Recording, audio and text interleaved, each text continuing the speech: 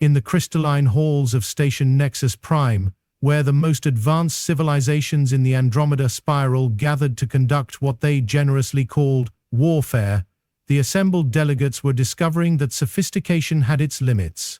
The Zephyran Trade Conclave was experiencing what their historians would later describe as an unprecedented diplomatic catastrophe, which, considering their species had once accidentally started a 3-century economic embargo over a mistranslated lunch menu, was saying something. The crystalline conference chambers of Station Nexus Prime hummed with the sort of tension that only emerged when 12 different species tried to negotiate territorial boundaries while maintaining the pretense that they were all terribly sophisticated beings who had evolved beyond such primitive concepts as wanting things other people had. The Vorthan delegation sat rigid in their ceremonial armor that hadn't seen actual combat in 4,000 years, while the Kilari representatives floated in their meditation spheres, projecting an aura of spiritual superiority that fooled absolutely no one. At the center of this carefully orchestrated theater of passive aggression sat Ambassador Thrix of the Centauri Republic, whose species had turned diplomatic warfare into such an art form that they had entire universities dedicated to the proper way to insult someone's ancestry while technically offering them a compliment. Thrix's tentacles twitched with barely contained excitement as he prepared to deploy what the Centaurians called a ceremonial declaration of territorial inconvenience, a ritualistic threat that would take approximately 6 months to properly decode, and another 2 years to respond to, according to established protocols. Esteemed colleagues, Thrix began, his voice carrying the precise tonal modulations that indicated Level 7 diplomatic hostility. We must address the regrettable situation regarding the disputed mining rights in the Kepler 442 system.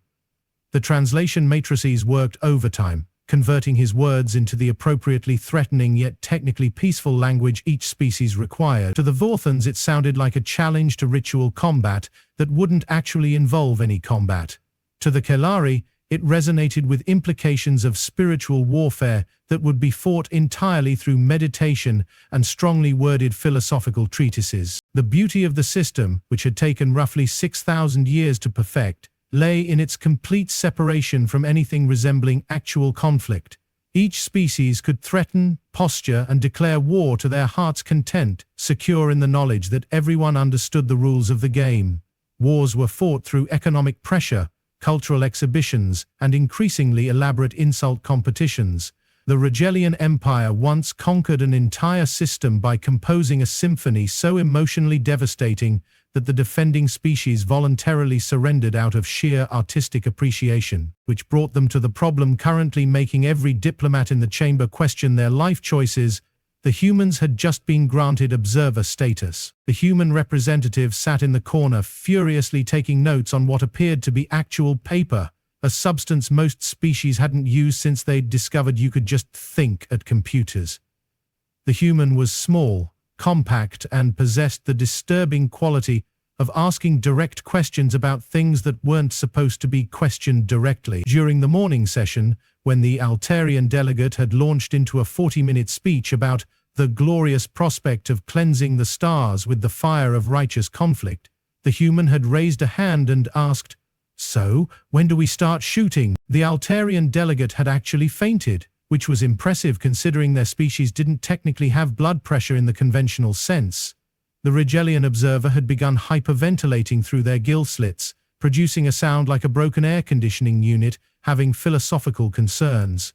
Even the Tau Ceti representatives, who prided themselves on their unflappable demeanor, had started making the subtle clicking noises that indicated severe cultural confusion. What made the situation even more alarming was that the humans seemed genuinely puzzled by their reaction. They had consulted their paper notes, actual physical paper, as if they were some sort of primitive species that hadn't discovered data storage, and asked follow-up questions that demonstrated a complete failure to understand the basic principles of civilized discourse. Questions like, "What's the casualty projection?" and "Do you need our logistic support for the orbital bombardment?" and the particularly horrifying, "Should we bring the nuclear option?" Nobody had dared ask what the nuclear option actually was, but the way the human had said it suggested it wasn't something involving peaceful atomic energy applications. The resulting silence had been so profound that several psychic species reported hearing the cosmic background radiation. Perhaps, suggested Counselor Vex of the Tau Ceti Collective, his gill slits fluttering with nervous energy, we should explain to our new colleague the nature of civilized warfare. He turned to the human with the sort of patient smile usually reserved for children who had just asked why they couldn't eat dessert for every meal. You see, when we speak of conflict, we refer to the sophisticated dance of political maneuvering, economic pressure, and cultural supremacy. We are not barbarians who resort to actual violence. The human blinked slowly. But you said war multiple times. Ambassador Thrix specifically mentioned devastating your enemies and watching your rivals burn in the fires of their own inadequacy. The human consulted the paper notes. That was a direct quote. Thrix's tentacles writhed in what roughly translated to polite mortification. That was ceremonial hyperbole, a traditional expression of competitive displeasure. We would never actually set anyone on fire, said the human. So it's all pretend. The word pretend hit the assembled diplomats like a meteorite hitting a tea party. In the span of a single syllable, the human had managed to reduce 6 millennia of sophisticated political evolution to the level of children playing dress-up. The translation matrices actually stalled for several seconds, unsure how to convert such a fundamentally alien concept into languages that had no equivalent term. Not pretend, Vex corrected quickly. Evolved. Refined. We have transcended the crude barbarism of physical conflict in favor of more elegant solutions. The human nodded thoughtfully. Right, so when you declare war, you don't actually mean war. You mean you're going to have a really intense negotiation with extra steps. Precisely. Thrake's relief was palpable.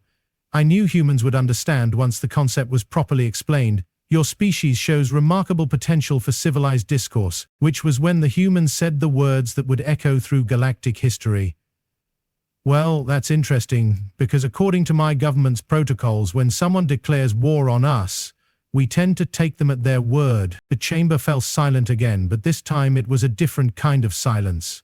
This was the silence of a dozen different species simultaneously realizing they might have made a terrible mistake. I'm sorry, Vex said carefully, but what exactly do you mean by taking them at their word? The human smiled, and there was something in that expression that made every predator species in the room suddenly remember they had evolved from prey animals. I mean, we've already dispatched the Third Fleet to secure the Kepler 4 and 42 system. They should arrive in about 6 hours. The silence stretched until it became a physical presence in the room. Finally, Thrix managed to whisper, "Fleet, military vessels," the human explained helpfully. "Armed, with weapons, for fighting. You know, war stuff." And that was when the Andromeda Spiral's most sophisticated diplomatic system encountered its first existential crisis in 6,000 years.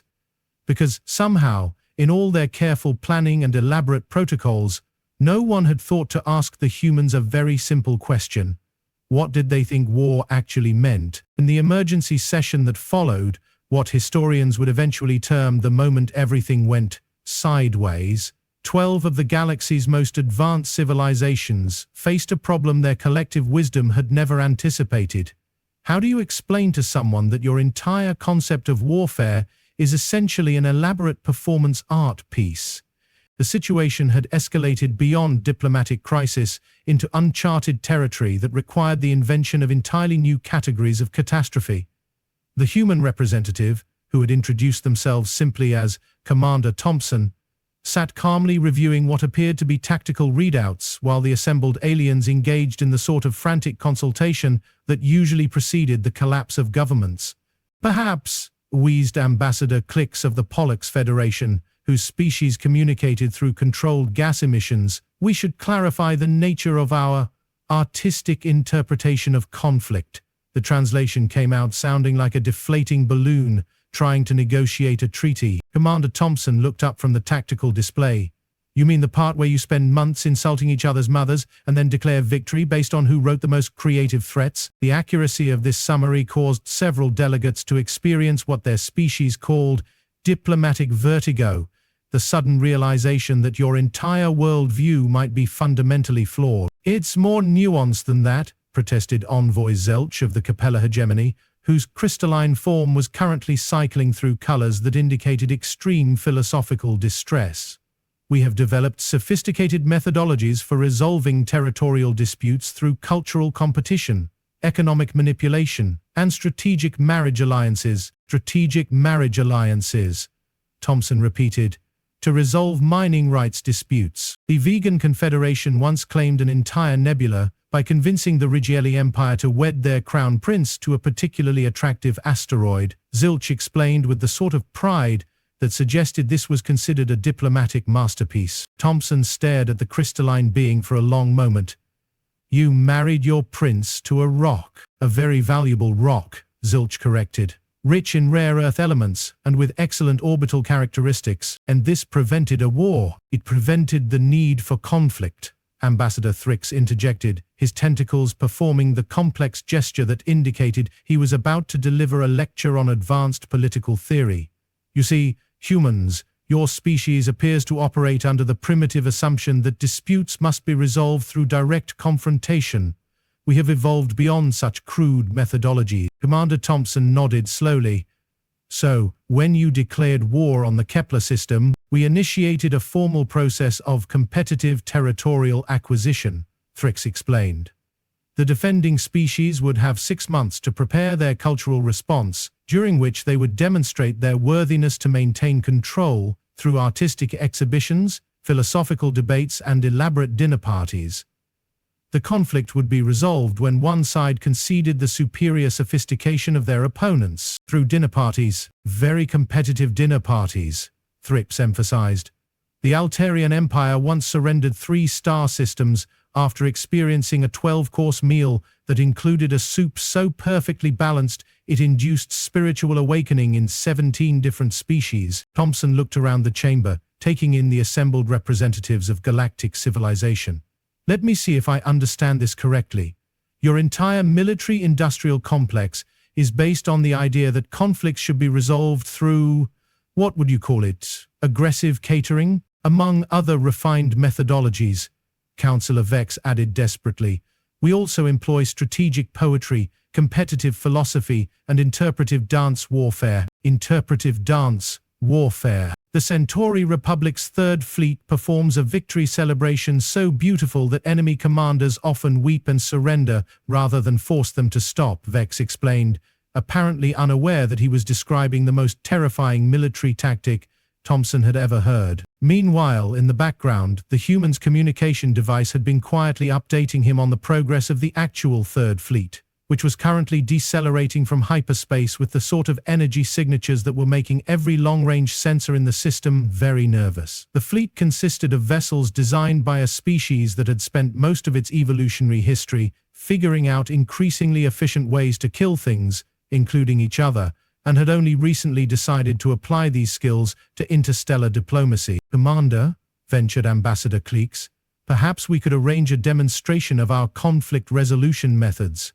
The Vorthan delegation has prepared a war dance that typically induces surrender through sheer aesthetic overwhelm. Thompson watched as the Vorthan representatives began what appeared to be a highly choreographed routine involving synchronized tentacle movements and harmonic humming. It was, he had to admit, quite beautiful. It was also completely ineffective against spacecraft armed with antimatter torpedoes. That's very nice, Thompson said politely. But I'm afraid our weapons systems aren't equipped with artistic appreciation protocols. The dancing stopped abruptly. Weapons systems? Thrix's voice climbed several octaves. Do you mean actual weapons that cause actual damage? Well, yes, Thompson replied, as if this were the most obvious thing in the universe. What did you think weapons were for? And that was when the galactic community experienced what philosophers would later term the Great Revelation, the sudden, horrifying understanding that somewhere in the universe there existed a species that had never learned the fundamental truth that civilized beings had discovered millennia ago, that the best way to avoid the consequences of war was to make war itself into an elaborate game that nobody could actually lose. The problem was that the humans had apparently never received this memo. and they were about to arrive with a fleet designed by people who thought the point of warfare was to win. The first sign that the galactic diplomatic system was about to encounter what systems analysts would later classify as a complete paradigm failure came when the human Third Fleet dropped out of hyperspace with the sort of dramatic flair that suggested they had been taking lessons from action movie directors. 12 massive vessels materialized in perfect formation, their hulls scarred from what appeared to be actual combat, bristling with weapons systems that looked like they had been designed by someone who had never heard the phrase proportional response. The lead ship, a kilometer-long monster that seemed to have been built from the ground up to make things explode, immediately began broadcasting what the humans apparently considered a standard military greeting. "Attention, Kepler 442 system." The transmission began with the sort of professional cheerfulness that suggested the speaker was about to ruin someone's entire day. "This is Admiral Chen of the Terran Defense Force. We're here to secure the disputed territory in accordance with the formal declaration of war issued by the Centauri Republic. Please prepare to surrender your mining operations or will be forced to implement alternative acquisition procedures." In the diplomatic chambers of Station Nexus Prime, the assembled representatives of galactic civilization watched the tactical displays with the sort of fascinated horror usually reserved for natural disasters or particularly spectacular spacecraft accidents. "Alternative acquisition procedures," Ambassador Thrix whispered, his tentacles writhing in patterns that indicated severe psychological distress. "What do they mean by alternative acquisition procedures?" Commander Thompson consulted his tactical display with the casual air of someone checking the weather. "Oh, that's military speak for, we're going to blow things up until you change your mind." The collective intake of breath from 12 different species created a sound like a cosmic vacuum cleaner having an existential crisis. "But that's..."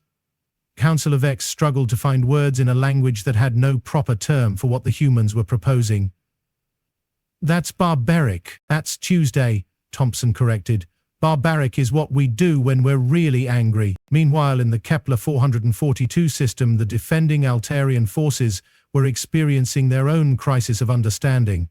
The Altairian war fleet consisted of 17 vessels that had been designed primarily for aesthetic impact, equipped with holographic projection systems capable of creating light shows so beautiful that enemy commanders traditionally surrendered rather than force them to stop. The ships were works of art, elegant sculptures that happened to be capable of interstellar travel, crewed by what the Altairians called warrior poets, who were trained in the ancient arts of competitive philosophy and tactical interpretive dance. Admiral Zix of the Altairian Defense Corps stared at the incoming human fleet with the expression of someone who had just realized they had brought poetry to a gunfight. "Perhaps," he suggested to his tactical officer, "we should attempt to communicate with them, explain the proper protocols for civilized warfare." The tactical officer, whose training had focused primarily on the strategic deployment of meaningful metaphors, activated the communication array. "Attention, human vessels. We greet you in the spirit of honorable competition.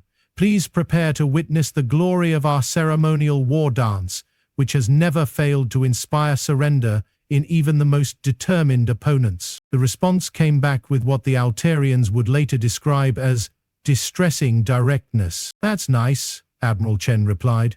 "You've got 15 minutes to evacuate the mining stations before we start shooting." "Shooting?"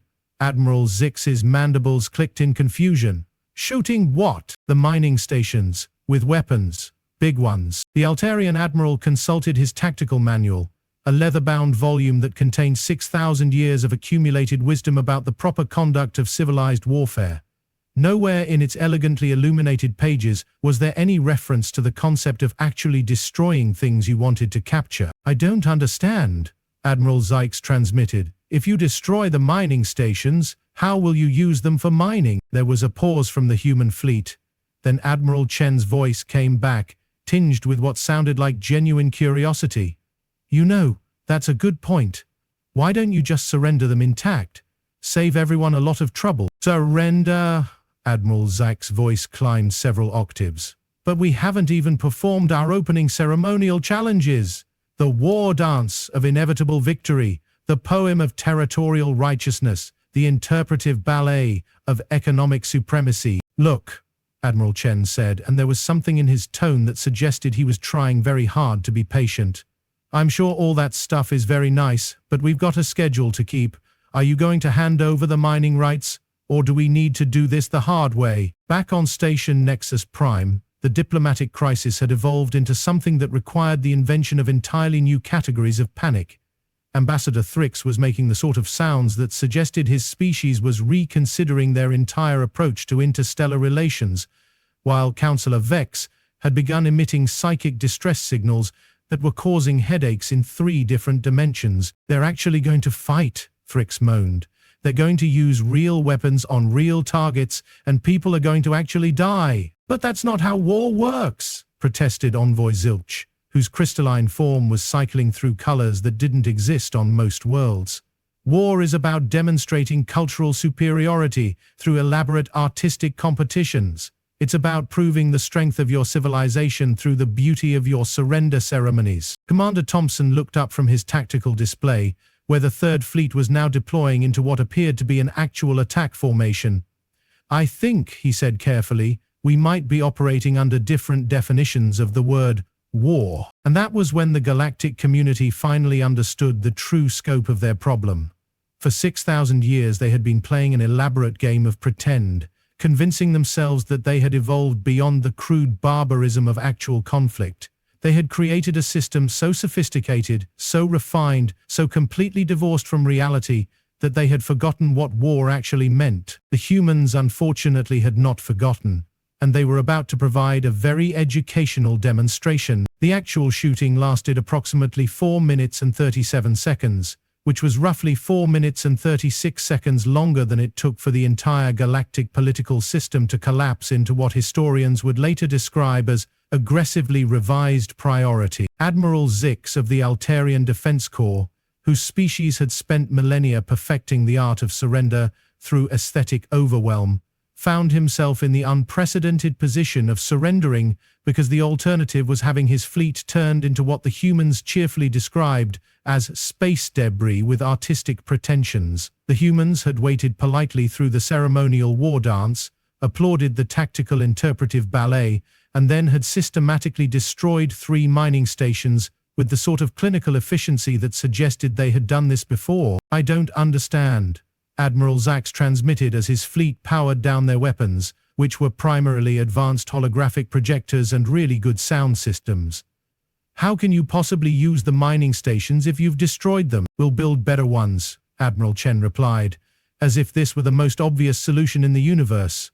Ones that actually work, instead of just looking pretty. The concept of replacing destroyed infrastructure with improved infrastructure was so alien to the Altairian way of thinking that Admiral Zix experienced what his species called philosophical vertigo, the sudden realization that everything you thought you knew about the universe might be completely wrong. Back on Station Nexus Prime, the emergency session of the Galactic Diplomatic Corps was proceeding with the sort of barely controlled chaos that typically preceded the complete reorganization of civilizations.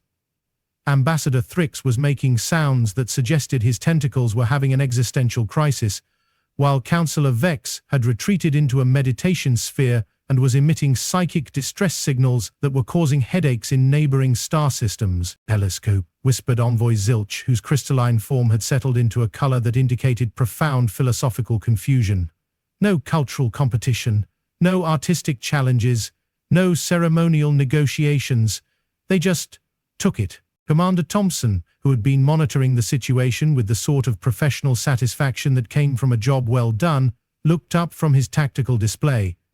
That's generally how territorial disputes work, yes. Someone wants something, they take it, and then you either stop them or you don't. But what about the elegant dance of diplomatic maneuvering? Thrix protested. The sophisticated interweaving of political pressure and cultural supremacy, the beautiful complexity of civilized conflict resolution. Thompson considered this for a moment. That sounds like it takes a really long time. Of course it takes time. Vex emerged from his meditation sphere, his voice carrying the sort of desperate pride that suggested he was defending something he was no longer sure he believed in. Complex problems require complex solutions. We have spent millennia developing methodologies that allow conflicts to be resolved without anyone actually getting hurt, but people did get hurt, Thompson pointed out. The Altairian mining crews, the Centauri trade representatives, the Vorthan civilians who were living in the disputed territories. They've been suffering for months while you've been having dinner parties and dance competitions. The silence that followed this observation was different from the previous silences. This was the silence of a dozen different species simultaneously realizing that their sophisticated system of conflict resolution had one small flaw. It only worked for the people who weren't actually affected by the conflict. "We never meant," Thrax began, then stopped, his tentacles performing the complex gesture that indicated he was reconsidering fundamental assumptions about the nature of existence. "The system was designed to minimize casualties," Vex said weakly. "No," Thompson corrected. "The system was designed to minimize responsibility. You've been playing games while real people suffered real consequences. The only difference is that now the consequences are happening to the people who actually made the decisions." Ambassador Clix, whose species had remained silent throughout the crisis, finally spoke up. "So, what happens now? Do you humans intend to conquer the galaxy through brute force?" Thompson looked genuinely surprised by the question. "Conquer? Why would we want to conquer anything? We just want to trade. The Centauri Republic declared war on a human mining operation. We resolved the dispute. Now, we can get back to business." "But you have the military advantage," Zilch protested. "You could demand anything, force us to comply with your wishes, reshape the galaxy according to your desires." "That sounds like a lot of work," Thompson replied, "and honestly pretty boring. We've got our own problems to deal with without taking on everyone else's." The assembled diplomats exchanged glances that conveyed the sort of complex information transfer that required several million years of evolutionary development.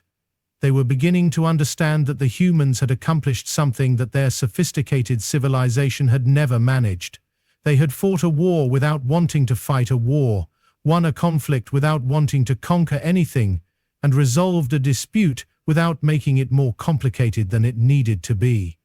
6 months later, the Andromeda Spiral had developed what historians would call the new pragmatism, a revolutionary approach to conflict resolution that involved asking what people actually wanted and then figuring out the simplest way to give it to them. Trade disputes were resolved through trade negotiations. Territorial conflicts were settled through territorial agreements. Cultural differences were addressed through cultural exchange programs that didn't require anyone to marry an asteroid. The irony, which was not lost on the more philosophically minded species, was that humans had ended up teaching the galaxy something it had forgotten in its pursuit of sophistication. Sometimes the most advanced solution to a problem is the one that actually solves the problem. And somewhere in the archives of the Galactic Diplomatic Corps, filed away in the section reserved for lessons learned the hard way, there remained a single document that summarized the entire crisis in words that would echo through the corridors of power for generations to come. Note for future reference: when dealing with humans, assume they mean what they say, especially when they say they're going to shoot you. The universe, it turned out, had a sense of humor after all. It just wasn't the kind of humor that anyone had expected.